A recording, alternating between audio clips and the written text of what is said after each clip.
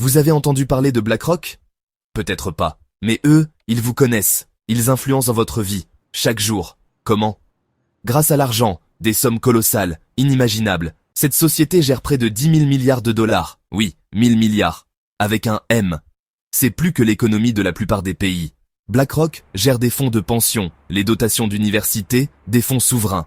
Votre propre épargne pourrait bien être concernée. Ils investissent dans des milliers d'entreprises, des plus grands noms aux sociétés plus modestes. Leurs décisions façonnent des secteurs entiers. C'est véritablement une superpuissance financière. Le pouvoir de diriger les économies, d'influencer le comportement des entreprises. Quand BlackRock parle, les marchés écoutent. Les PDG sont attentifs. Que signifie cette concentration pour la concurrence, pour l'innovation? Ce sont les questions que nous devons nous poser, car leur ombre est immense. Qui est l'homme derrière cet empire? Larry Fink. Son histoire n'est pas celle du Wall Street typique. Il n'est pas issu d'une vieille fortune. Fink a grandi à Van Nuys, en Californie, dans une famille juive de la classe moyenne. Son père tenait un magasin de chaussures. Sa mère était professeure d'anglais. Il a étudié les sciences politiques à UCLA. L'entrée de Fink dans la finance fut presque accidentelle. Il a débuté chez First Boston en 1976. Il fut un pionnier des titres, adossé à des créances hypothécaires, une étoile montante. Puis, le désastre frappe en 1986. Son département a perdu 100 millions de dollars. Cette erreur l'a hanté, mais elle lui a aussi enseigné une leçon cruciale, l'importance de la gestion du risque. En 1988, avec 7 associés, il fonde BlackRock sous l'égide de The Blackstone Group. Au départ, c'était un spécialiste de la gestion des risques et un gestionnaire d'actifs à revenus fixes. L'ambition de Larry Fink était immense. Sa détermination, implacable. Il a transformé un échec personnel en la fondation d'un mastodonte mondial, un acteur qui a véritablement changé la donne dans la finance.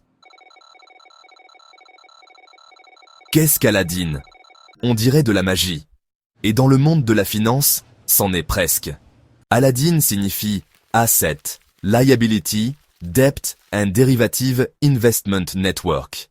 C'est la plateforme technologique propriétaire de BlackRock, un système massif et complexe. C'est le système nerveux central de la société et de nombre de ses clients. Il surveille des milliers de milliards d'actifs. Aladdin est né de l'obsession de Fink pour le risque. Après la perte chez First Boston, il avait besoin d'outils pour anticiper chaque danger potentiel. Alors, BlackRock a construit Aladdin, initialement pour son propre usage. Bientôt, d'autres ont voulu ce pouvoir. D'autres institutions financières, banques, assureurs, fonds de pension. Ils ont vu les capacités d'Aladdin. Aujourd'hui, Aladdin est partout. Cela leur donne une vision du marché sans équivalent. Section 4. La construction d'un empire, l'ascension stratégique de BlackRock. BlackRock n'est pas devenu un géant du jour au lendemain. C'est une histoire de décisions intelligentes, de risques calculés et d'expansion continue. Larry Fink et ses associés ont commencé modestement en 1988.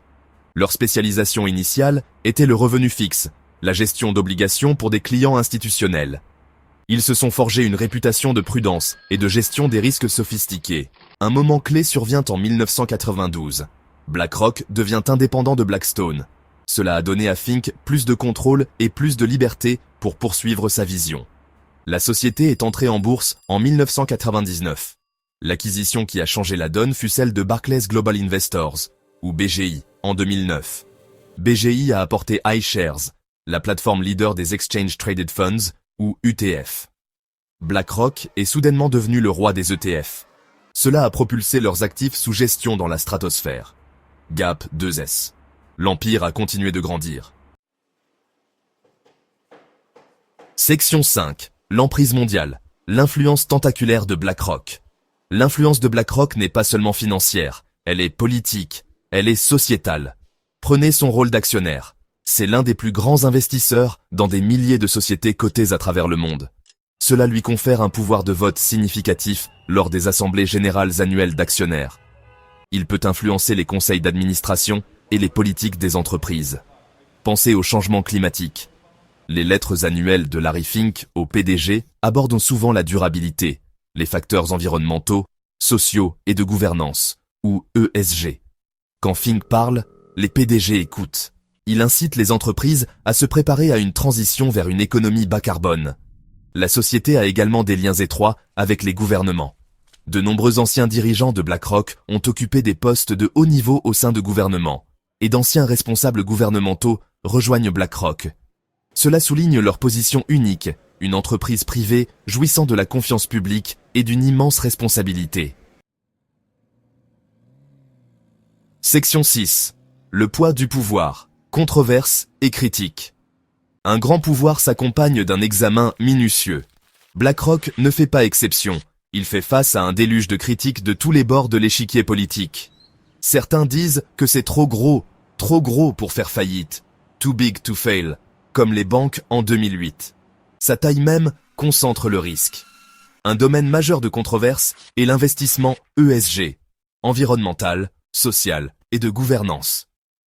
Alors que Fink promeut la durabilité, les critiques soulignent les investissements continus de BlackRock dans les entreprises de combustibles fossiles.